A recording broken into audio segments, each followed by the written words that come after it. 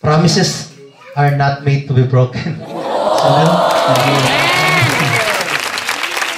So, pasalamatan ako ang karon nga nakaabot ko diri sa inyong sitio, sa inyong komunidad, ining Pangalayayan.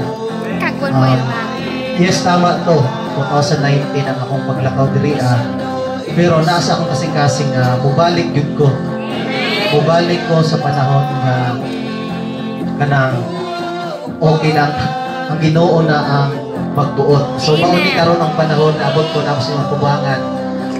Dili ingon magpa-impress kundi isip kinang katumanan sa akong promise. Kay gingon pa ang promises are not made to be broken.